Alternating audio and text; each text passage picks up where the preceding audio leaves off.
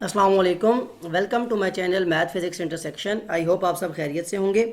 आज की इस नई वीडियो में हम क्लास 6 की एक्सरसाइज 4F को ही कंटिन्यू करेंगे। एक्सरसाइज 4F जो है वो बेस्ड है applications of linear equation in real world context. हम बेसिकली ये देख रहे थे एक्सरसाइज 4F की जो पार्ट 1 की वीडियो है कि कैसे लीनियर इक्वेशन का कॉन्सेप्ट अप्लाई होता है रियल वर्ल्ड की प्रॉब्लम पे, और कैसे हम डिफरेंट क्वेश्चंस को जो हम देखते हैं हमारे इर्द गिर्द होती हुई कुछ चीज़ें जब वो क्वेश्चन की फॉर्म में हमारे पास स्टेटमेंट की फॉर्म में आती हैं तो कैसे उनसे मैथमेटिकल इक्वेशन बनाई जाती है और कैसे फिर अननाउंस की वैल्यू को फाइंड किया जाता है।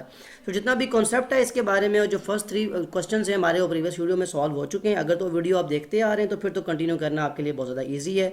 अगर नहीं तो आई विल सजेस्ट कि पहले आप वो पार्ट 1 की वीडियो देखें ताकि आपको वो कॉन्सेप्ट पता हो कि रियल वर्ल्ड में कैसे एप्लीकेशंस को, कैसे उसका क्वेश्चन की एप्लीकेशन बनाई जाती है और कैसे उससे क्वेश्चन जो है या इक्वेशन जो है वो बनाई जाती है, और कैसे लीनियर क्वेश्चन का जो रूल्स हैं plus minus multiply divide and all that वो अप्लाई होते हैं क्वेश्चन को सॉल्व करने के लिए। अदर देन दैट क्वेश्चन 4 को स्टार्ट करते हैं। The sum of two numbers one of which is 2/3 of the other, कि अगर दो नंबर का सम किया जाए, अब वो दो नंबर कौन से होंगे? कहता है एक नंबर तो जो भी आप लेंगे उस सेकंड नंबर उसका 2/3 होना चाहिए। 2/3 का मतलब 2/3 भी लिया जाता है। 2/3 कहीं लिखा हो तो उसको 2/3 ले सकते हैं, या 2/3 लिखा हो तो 2/3 उसको बोल सकते हैं। कहता है उस सम का आंसर क्या आएगा 45, and find the smaller number. अब ये उसने यहाँ भी अच्छी बात क्लियर कर दी कि आपको दोनों नंबर तो जब आप निकाल लेंगे आपको स्मॉलर नंबर बताना है कि स्मॉलर नंबर कौन सा है। फर्स्ट ऑफ ऑल सोल्यूशन में आ जाते हैं। तो सोल्यूशन में जब हम आएंगे तो फर्स्ट ऑफ ऑल देखें, आपको इनसे पहले जितने भी क्वेश्चंस आप सॉल्व कर चुके, एक बात आपको पता थी कि जब आपको कोई चीज़ ना पता हो मैथमेटिक्स में तो आप क्या किया करते हैं, उसको लेट कर लिया करते हैं। हम लेट करते हैं let the number be x, कि जो नंबर है वो एक्स है, एक नंबर।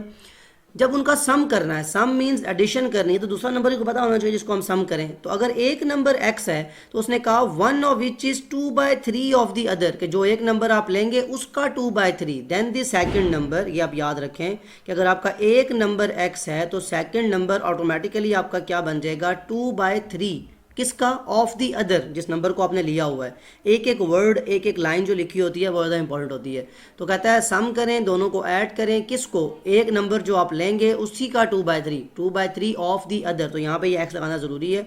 कुछ स्टूडेंट यहाँ कंफ्यूज होते हैं कि एक्स क्यों लग रहा है, कैसे यहाँ पे लगाया जा रहा है। इज़ 45, तो एज गिवन मैं अक्सर कहा करता हूँ जो भी आपको क्वेश्चन में कहा जाए उसको आप एज गिवन लिखा करता है कि आपको ये पता हो कि कोई भी काम आपने खुद से नहीं किया बल्कि आपको क्वेश्चन के अंदर गिवन दिया गया था कि आपने सम करना है। उसका सम मीन्स एडिशन। तो जो दो नंबर आपने लिए, एक x प्लस दिस 2/3x, दोनों का जब सम करेंगे तो आंसर 45 आएगा। ये लिखा है बुक वाले ने क्वेश्चन के अंदर। अब सम करने के लिए हमें पता है कि क्या होना चाहिए, डिनोमिनेटर सेम। यहाँ डिनोमिनेटर जहाँ कुछ ना हो 1 होता है। 1 और 3 का एलसीएम क्या आएगा? 3 आता है। तो दोनों को 3 बनाना है। दैट मीन जो ऊपर x है और जो नीचे 1 है इनको 3 बनाना है।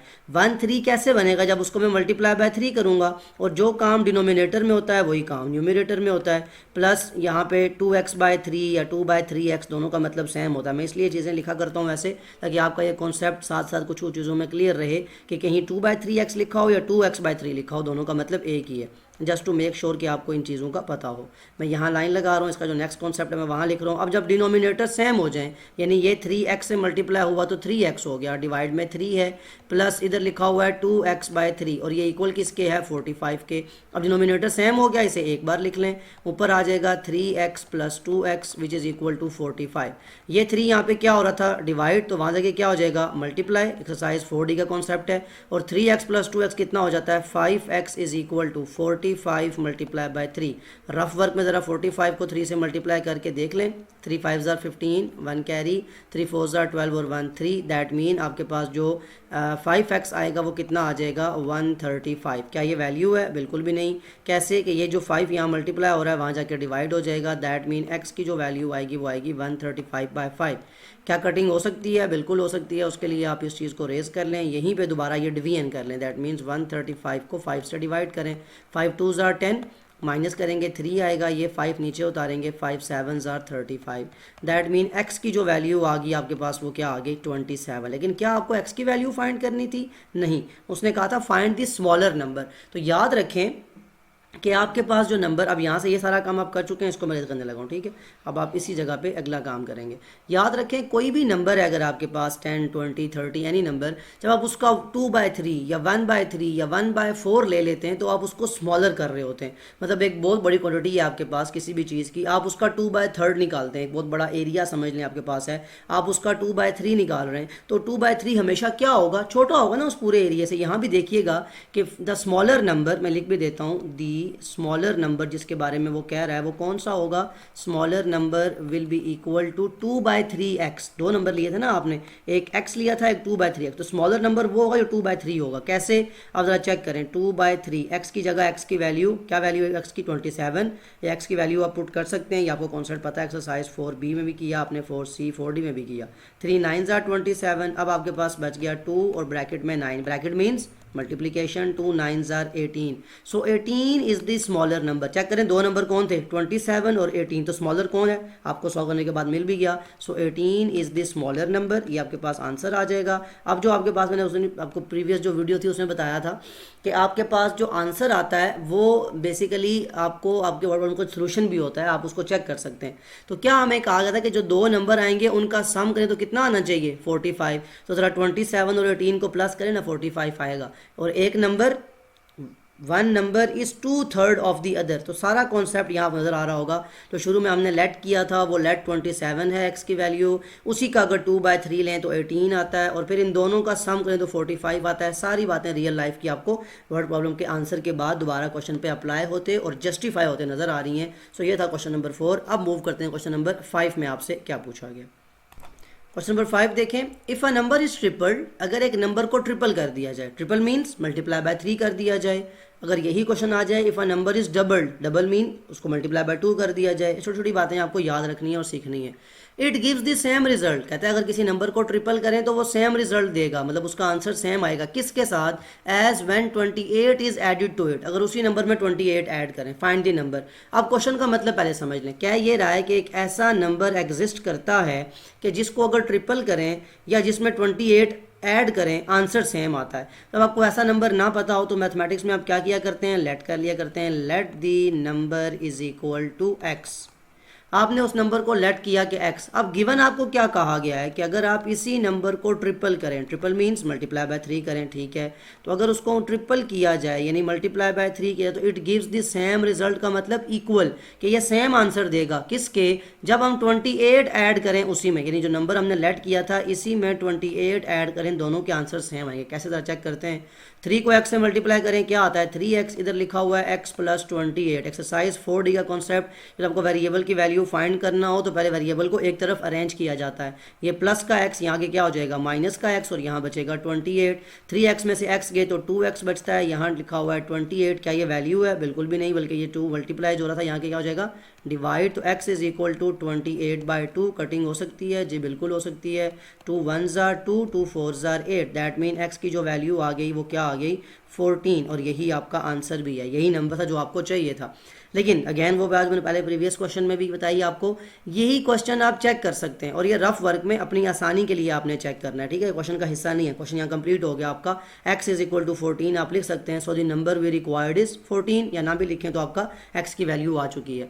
अब रफ वर्क में आप चेक कर सकते हैं कि क्या ऐसा है, यानी अगर मैंने जो लिखी थी equation 3 multiply by x is equal to x multiply x plus 28, अगर मैं यहाँ पे ये जो x की वैल्यू लाई है मैंने, जो मुझे क्वेश्चन ने कहा था ऐसा नंबर एग्जिस्ट करता है, तो चेक करूँ क्या ऐसा नंबर एग्जिस्ट करता है बाहर, ठीक है।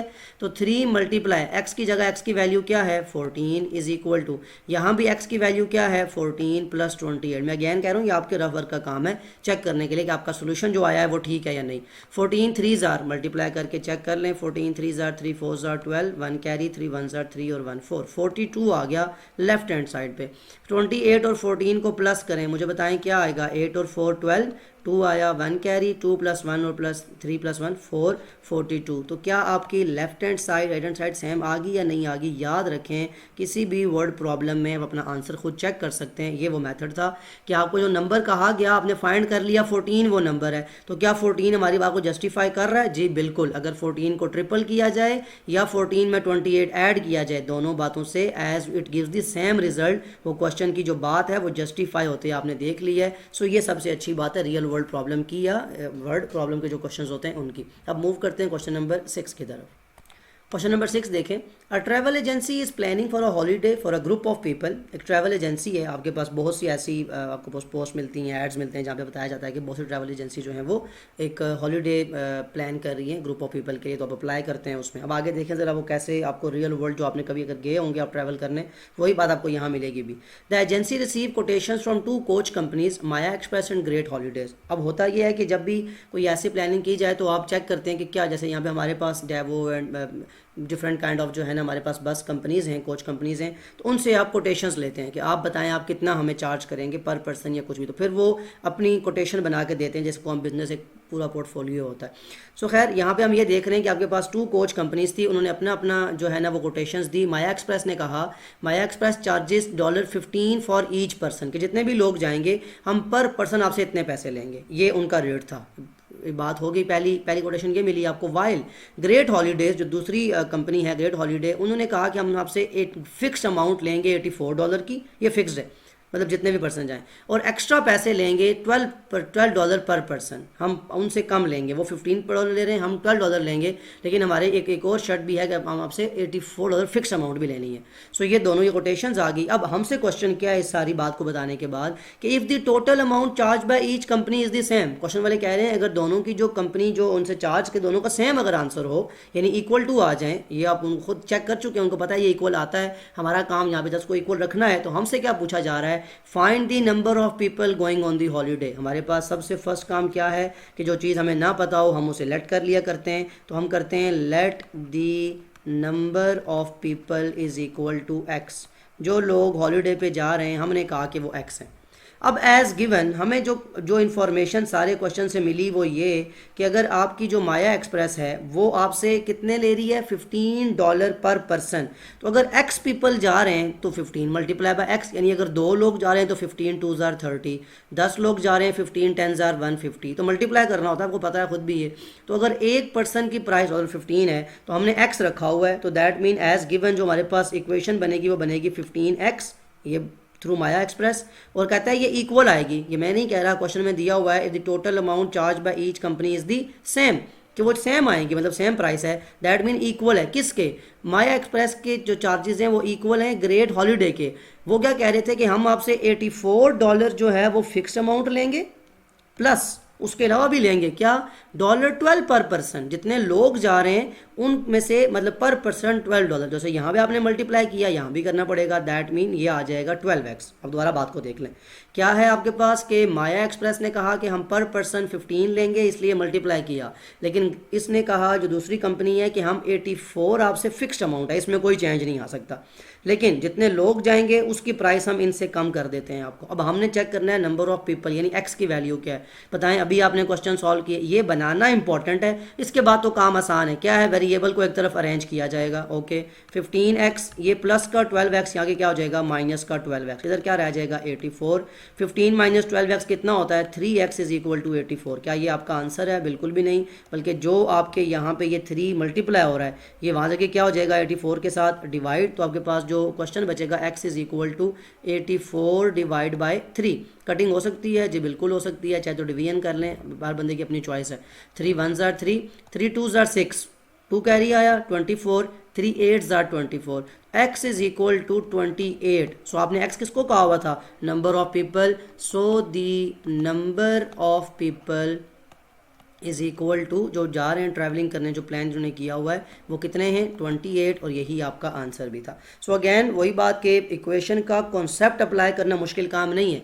आप मतलब अगर इक्वेशन बना सकें तो फिर तो मल्टीप्लाई डिवाइड कर सकते हैं, असल काम होता है इक्वेशन को बना लेना, कि क्या आप इक्वेशन बना सकते हैं, उस बात को समझ के। ये था क्वेश्चन नंबर 6। अब देखते हैं क्वेश्चन नंबर 7 में आपसे क्या चीज़ पूछी गई है।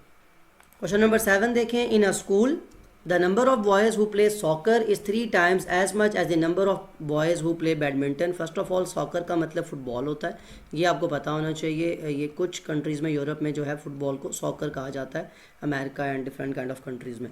ओके अब कहते हैं एक स्कूल के अंदर, जैसे आपका स्कूल है, इसी तरह किसी स्कूल में जितने लोग बैडमिंटन खेलते हैं उसके 3 टाइम्स करेंगे, यानी the number of boys who play soccer is 3 times, यानी ये ज़्यादा हैं, फुटबॉल वाले बच्चे ज़्यादा हैं, बैडमिंटन वाले कम हैं। तो मतलब बैडमिंटन वालों को अगर मैं लेट करता हूँ एक्स, कितनी बात तो आप समझ चुके होंगे कि मुझे बैडमिंटन वालों को अगर मैं लेट करूँ कि एक्स, तो फुटबॉल वाले कितने हो जाएंगे 3 टाइम्स का मतलब 3x। तो ये पहली लाइन तो बहुत सिंपल होगी आपके लिए। अगली बात बड़ी इंपॉर्टेंट है, if 12 boys who play soccer play badminton instead, कि 12 बच्चे जो सॉकर खेल रहे थे उनका गेम से दिल भर गया, उन्होंने वो छोड़ के किस में आ गए, बैडमिंटन की तरफ। इंस्टेड का मतलब यही है कि उसके बजाय वो इधर आ गए बैडमिंटन खेलने के लिए। The number of boys who play each of these sports will be the same. देखिए हर क्वेश्चन में आपको ये कॉन्सेप्ट दिया जा रहा है कि विल बी द सेम। अगर ये सेम ना कहे तो हम इक्वेशन ही नहीं बना सकते। हम कैसे कह सकते हैं कि कितने लोग क्या खेल रहे थे, क्या वो इक्वल होंगे या नहीं। जब क्वेश्चन आपको खुद बता दे तो फिर आपके लिए काम ईजी हो जाता है। Find the number of boys who play badminton, आपको जस्ट ये फाइंड करना है कि बैडमिंटन कितने लोग खेल रहे हैं। तो फर्स्ट ऑफ ऑल जो चीज़ ना पता हो आप उसे क्या किया करते हैं, let the number of boys who play badminton, कि वो लोग जो बैडमिंटन खेल रहे हैं वो कितने हैं, उनको आप एक्स लेट कर लें। Then the number of boys who play soccer, कि जो सॉकर खेलेंगे वो कितने हो जाएंगे 3 टाइम्स। तो आपके पास उसका आंसर क्या आ जाएगा 3x। अब अगली बात बड़ी इंपॉर्टेंट है, सुने ज़रा देखें। 3x लोग सॉकर खेल रहे हैं, इक्वल का साइन डाल के यहाँ पे लिख लें x, ये लोग बैडमिंटन खेल रहे हैं। 3x जो सॉकर खेल रहे थे उनमें से 12 का जो है ना, उन्होंने कहा हमारा इससे दिल भर गया गेम से, तो वो माइनस हो गए, उन्होंने वो छोड़ दी और वो कहाँ चले गए बैडमिंटन खेलने के लिए। तो यहाँ जाके प्लस हो जाएंगे। ये समझ आ गई आपको बात की कि ये वो लोग हैं जो सॉकर खेल रहे हैं, खेलते खेलते उनमें से 12 लोगों ने कहा कि हमारा दिल नहीं है, हम इस गेम को छोड़ के उस गेम में, दैट मीन यहाँ से वो माइनस हो जाएंगे, यानी यहाँ तो नहीं रहे वो, तो कहाँ से रह जाएंगे बैडमिंटन जाके ऐड हो जाएंगे। अब आपके पास अगला कॉन्सेप्ट क्या है, अब आप कहेंगे सर ये तो बहुत ईजी हो गया, पहले आप वेरिएबल को एक तरफ ले आए अरेंज करने के लिए, दैट मीन 3x, ये प्लस का x यहाँ क्या हो जाएगा -x। सिमिलरली जैसे वेरिएबल वहाँ शिफ्ट होता है वैसे ही नंबर भी वहाँ शिफ्ट हो जाएंगे एक तरफ, ताकि लाइक टर्म्स एक तरफ हो जाएं। तो ये प्लस का 12 तो ऑलरेडी था ही था, ये माइनस का 12 जब वहाँ जाएगा तो प्लस का 12 हो जाएगा। ये भी 3x में से यहाँ जहाँ कोफिशिएंट कोई ना हो, कौन होता है एक्सरसाइज 4b 4c 4d में आप कंटिन्यूस यही काम करते आ रहे हैं, जहाँ वेरिएबल के साथ कोई कोफिशिएंट ना हो वहाँ 1 हुआ करता है। 3x - x 2x आ जाएगा इज इक्वल टू 12 + 12 कितना होता है 24। क्या ये आंसर है? बिल्कुल भी नहीं, बल्कि ये जो 12 2 यहाँ मल्टीप्लाई हो रहा है वहाँ से क्या हो जाएगा डिवाइड। तो x is equal to 24/2, cutting हो सकती है जी बिल्कुल। 2 1s are 2 1s are 2 2 2s are 4, x की वैल्यू कितनी आ जाएगी 12। अब x किसको कहा था आपने, number of boys who play badminton, और यही तो उसने पूछा भी था, तो काम इजी हो गया। आप लिख देंगे सो दी बैडमिंटन प्लेयर्स, शॉर्ट फॉर्म में अगर आपको लिखना हो, सो दी बैडमिंटन प्लेयर्स जो खेल रहे हैं वो कितने हैं इज इक्वल टू 12, और यही आपका आंसर भी था। क्वेश्चन यहाँ कंप्लीट हो गया। लेकिन अगर इसी क्वेश्चन में मैं चेंज करूँ पेपर के दौरान या टेस्ट के दौरान, मैं कहूँ find the number of boys who play soccer, अब आप क्या करेंगे, सॉकर वाले कितने लोग हैं 3x, तो जो x की वैल्यू आई है उसको सॉकर से मल्टीप्लाई करें, 12 3s are 36, तो आपके पास सॉकर के प्लेयर आ जाएंगे। इसी क्वेश्चन को चेक करने के लिए आप यहाँ x की वैल्यू पुट करें, 36 में से 12 लोगों ने गेम खेलना छोड़ दी, 36 - 12 24। पहले x लोग बैडमिंटन 12 प्लेयर्स बैडमिंटन खेल रहे थे, उसमें से ये वाले 12 ऐड हुए 24, तो क्या सेम हो गए नहीं हो गए। दैट मीन आपका पूरी जो क्वेश्चन है उसकी स्टेटमेंट जस्टिफाइड है और पूरी बात आपको समझ भी आ चुकी होगी। मूव करते हैं क्वेश्चन नंबर 8 की तरफ। क्वेश्चन नंबर 8 देखें, the sum of half of a number and 49 is to 1/4 of the number, find the number. First of all the sum का मतलब एडिशन करें, किसकी, हाफ ऑफ अ नंबर। तो नंबर कहाँ से लाएं, जब नंबर ना पता हो तो हम क्या करते हैं, let the number is equal to x। जब भी आपको कोई चीज़ ना पता हो तो हमने लेट कर ली। कहता है सम करें एज गिवन, तो अब हम सम करने जा रहे हैं, किसका सम करें, हाफ ऑफ अ नंबर। किसी भी नंबर का हाफ कैसे होता है, मैं कहता हूँ 20 का हाफ बताएं, आप फ़ौरन कहते हैं सर 20 का हाफ 10 है, कैसे पता चला, डिवाइड बाय 2 करें। मैं कहता हूँ 50 का हाफ बताएं, तो 50 डिवाइड बाय 2 कितना होता है 25। तो याद रखें हाफ का मतलब होता है डिवाइड बाय 2। सो आप क्या करें, अब आपके पास लेट दी नंबर x है, तो कहता है हाफ ऑफ अ नंबर, तो एज गिवन का मतलब हाफ का मतलब क्या है, x को 2 से डिवाइड कर लें। इसमें प्लस करें, किसको, कहता है half of a number and 49 और इसको प्लस करें, तो कहता है जो आंसर आएगा वो 2 1/4 आएगा। क्या सिर्फ 2 1/4 आएगा, नहीं, टू 1/4 ऑफ द नंबर, जो नंबर आपने लेट किया हुआ है उसको साथ लिखना पड़ेगा आपको। एक एक वर्ड मैंने पहले शुरू से बात करता आ रहा हूँ कि एक एक वर्ड इंपॉर्टेंट है यहाँ पे। तो आपने क्या किया, आपने एक क्वेश्चन को समझा कि वो कह रहा है सम करें एक ऐसे नंबर का जो आपने पहले ही हाफ कर लिया है, उसमें 49 को ऐड करें तो जो आंसर आएगा वो 2 1/4 उसी नंबर का आएगा जो आपने लेट किया हुआ था। अगर ये ऑफ द नंबर ना लिखा होता, सिर्फ लिखा होता 2 1/4, तो मैं यही फुल स्टॉप लगा के एक्स साथ ना लिखता। फिर ये आपको एक वर्ड जो है ये बताता है कि कितनी इंपॉर्टेंट है आपकी स्टेटमेंट। अगेन अब आपके पास कॉन्सेप्ट क्या होगा, अब आपके पास जनरली आपने ऐसे क्वेश्चन सॉल्व किए हुए हैं, आपके लिए कोई मुश्किल काम नहीं है। पहले मिक्स नंबर को चेंज करें, 4 2 8, 8 + 1 9/4 इंटू एक्स। आप क्या करें, आप जो वेरिएबल्स होते हैं उनको एक तरफ अरेंज करना होता है। दैट मीन जो आपके पास x/2 लिखा हुआ है, इसमें ये वाला 9/4 यहाँ पे क्या हो जाएगा माइनस, यहाँ प्लस था ना तो यहाँ आके -9/4 x हो जाएगा, इज इक्वल टू ये प्लस का 49 हो जाएगा, वहाँ जाके माइनस का 49। अगेन यहाँ पे 2 है, यहाँ पे 4। मुझे बताएं 2 और 4 का एलसीएम क्या आता है, डिनोमिनेटर सेम करने हैं ना आपने। तो 2 1 2, 2 2 4, अगेन 2 1 2, 2 1 तो 2 2 4 हो जाएगा। दैट मीन जो आपका एलसीएम आएगा वो कितना आएगा 4। अब आपको डिनोमिनेटर को 4 बनाना है, ये तो 4 बना हुआ है, ये जो x/2 लिखा हुआ है यानी यहाँ x है ये 2 है, 2 4 कैसे बन सकता है, जब मैं इसको मल्टीप्लाई 2 करूँ तो जो काम नीचे होता है वही काम ऊपर भी होता है ऑब्वियसली। और यहाँ -9x/4 इज इक्वल टू -49, ये -49 है, यहाँ 19 लिखा हुआ था आपने, ठीक है, ये मिस्टेक नहीं करनी, -49। ओके, अब आपने क्या करना है, नेक्स्ट कॉन्सेप्ट में आप मल्टीप्लाई कर लें। यहाँ मैं लाइन लगा देता हूँ ताकि आपको वो याद रहे कि आपका कॉन्सेप्ट यहीं से चल रहा है। x 2 से मल्टीप्लाई होगा तो क्या 2x नहीं हो जाएगा, ठीक है। Again divide by 2 2 4 -9x/4। अब मैंने बताया था ना आपको 9/4x या 9x/4, प्रीवियस क्वेश्चन याद रखें, वहाँ मैंने ये बात की थी, इज इक्वल टू -49। ये कॉन्सेप्ट आपका अभी तक यहाँ तक चल रहा है। जब डिनोमिनेटर सेम हो जाया करें हम उन्हें एक बार लिखा करते हैं, ऊपर आ जाएगा 2x - 9x, इधर आ जाएगा माइनस का 49। ये 4 यहाँ पे क्या हो रहा है डिवाइड, वहाँ से क्या हो जाएगा मल्टीप्लाई। दैट मीन यहाँ रह जाएगा 2x - 9x, इधर जाके ये 4 मल्टीप्लाई हो जाएगा इस माइनस के 49 से। रफ वर्क आप जो है वो यहाँ कर लें, एलसीएम का कॉन्सेप्ट आप यूज़ कर चुके हैं तो यहाँ पे आप इस कॉन्सेप्ट को लिख लें कि 49 4 क्या होता है। 49 को मल्टीप्लाई बाय 4 करेंगे, 4 9 36, 6 आ गया 3 कैरी, 4 4 16 और 3 19, दैट मीन 196। और यहाँ देखें ये तो आ गया ना 196, और किसका आएगा माइनस का, तो माइनस का साइन लगा दें। प्लस माइनस माइनस 9 में से 2 जाए तो कितना बचता है 7, तो लिख दें 7x। साइन किसका रहेगा, बड़ी टर्म का माइनस का। क्या ये आंसर है, बिल्कुल भी नहीं। इस 7 को वहाँ जाके डिवाइड करेंगे तो x की वैल्यू आ जाएगी -196 divide by this -7। Again minus minus से कैंसिल, अब 196 डिवाइड बाय 7। तो यहाँ रफ वर्क में ये काम भी आप कर लें कि 196 को अगर 7 से डिवाइड किया जाए, 7 2 14 होता है, माइनस करेंगे 5 बचेगा, 6 नीचे, 7 8 56, पूरा डिवाइड हो रहा है। दैट मीन जो x की वैल्यू आएगी वो कितनी आएगी 28, and that is your answer. आप लिख देंगे the number we required is 28, ये वो नंबर था जो हमें चाहिए था। अब वही बात कि इसका सोल्यूशन क्या हमारी बात को जस्टिफाई करता है या नहीं, तो ये आपके ऊपर छोड़ रहा हूँ मैं रफ वर्क। कैसे, इस 28 को यहाँ पुट करें, x/20 मतलब x की जगह 28 लिखें, डिवाइड बाय 2 करें, जो आंसर आता है उसमें 49 प्लस करें। जो आपकी लेफ्ट हैंड साइड का आंसर आएगा वही यहाँ पे x की वैल्यू रखने से राइट हैंड साइड की वैल्यू भी आएगी। ये आप चेक कर सकते हैं आपको कि व्हाट प्रॉब्लम, आपका जो आंसर आया है वो क्या आपकी जस्टिफाई है आपकी स्टेटमेंट या नहीं है। सो मूव करते हैं क्वेश्चन नंबर 9 की तरफ।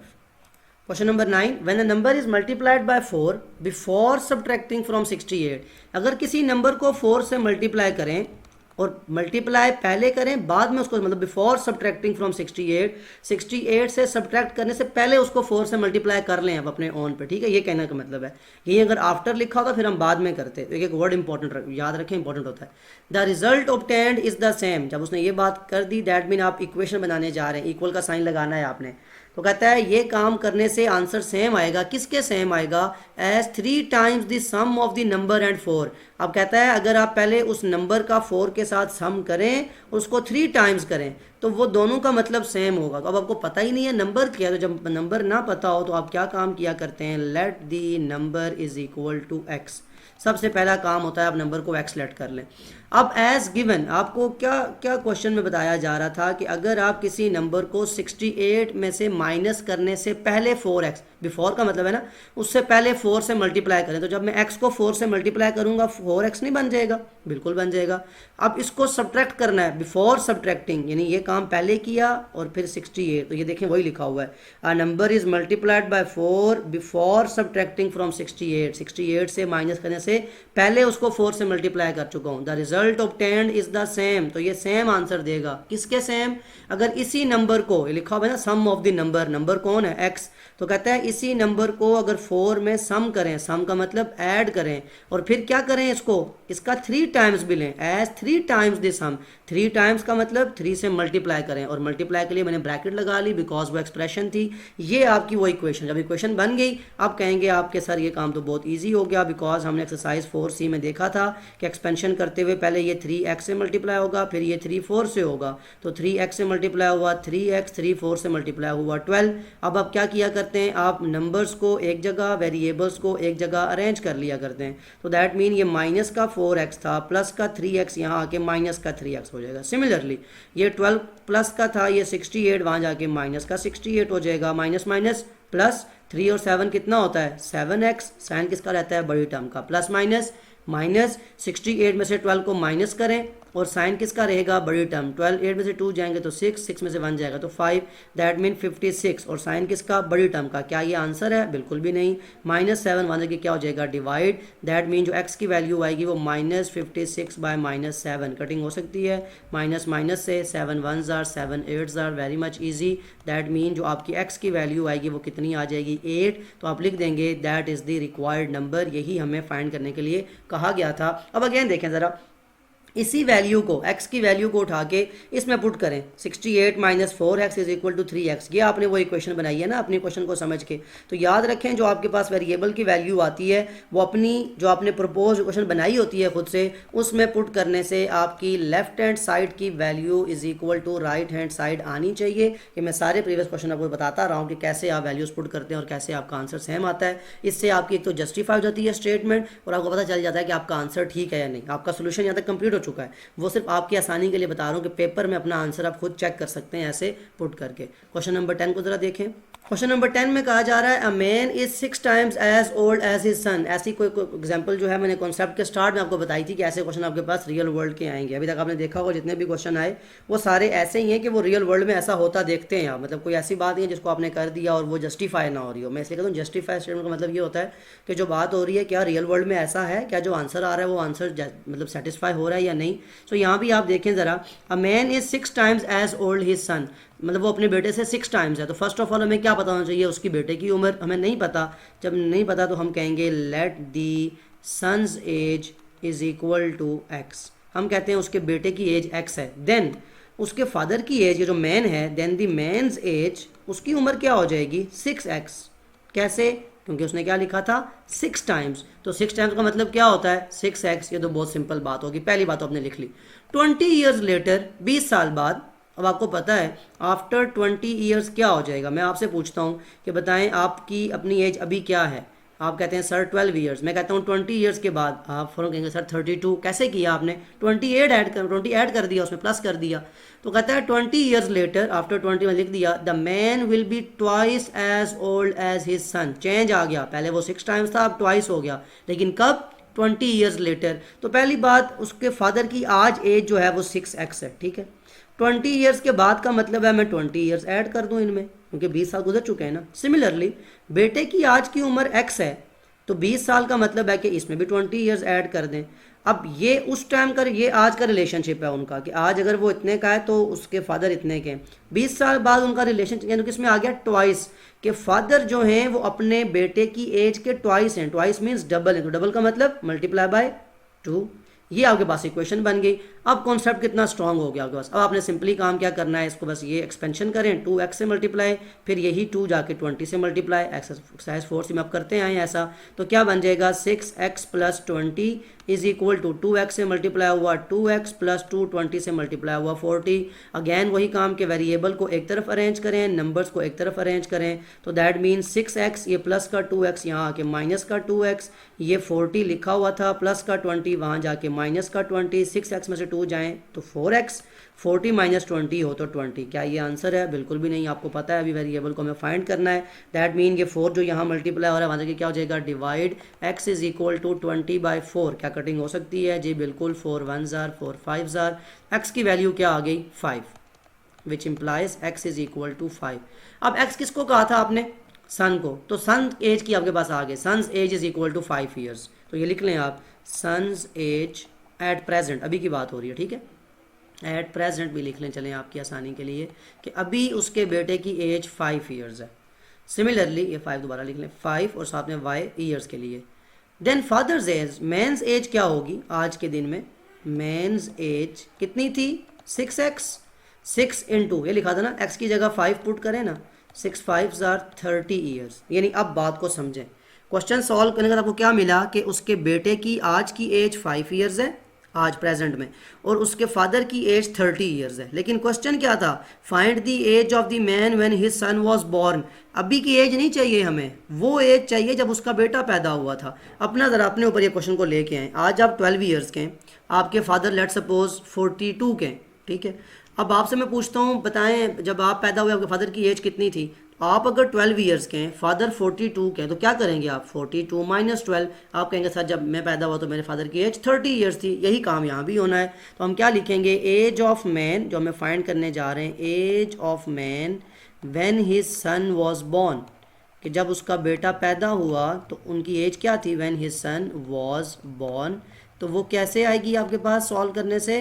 कि आज जो उनकी एज है 30, उसमें से जब उनके बेटे की एज को माइनस करें तो 25 ईयर्स इज़ द एज जब उनका वो बेटा पैदा हुआ था, and that is your answer. अब अगर चाहें, मैंने आपको बात बताई हुई थी, जो आपके पास वैल्यू आती है, एक्स की वैल्यू क्या आई थी? 5। इस एक्स की वैल्यू को अपनी प्रपोज्ड इक्वेशन में पुट करें तो लेफ्ट हैंड साइड और राइट हैंड साइड आपकी लाजमी इक्वल आएगी। ये आपका तरीका होता है क्वेश्चन को सॉल्व करने के बाद वैल्यू को चेक करने का। सो आई होप यहाँ मैं क्वेश्चन नंबर 10 तक जो है इस वीडियो को स्टॉप करूँ, ताकि काफ़ी जो है ना क्वेश्चन इसमें सॉल्व हो चुके हैं आपको ये कॉन्सेप्ट समझ आ चुका होगा, आई होप जितना भी है। और जो पार्ट 1 की वीडियो है आपकी, वो भी आप ज़रूर उसके साथ रिलेट करें, क्योंकि शुरू में वहाँ पे कॉन्सेप्ट के लिहाज से काफ़ी डिटेल बात की गई है। अदर देन दैट, अगर कोई भी ऐसी बात, ऐसा क्वेश्चन हो तो आप कमेंट में ज़रूर मेंशन कर सकते हैं। Take care of yourself. अल्लाह हाफिज़।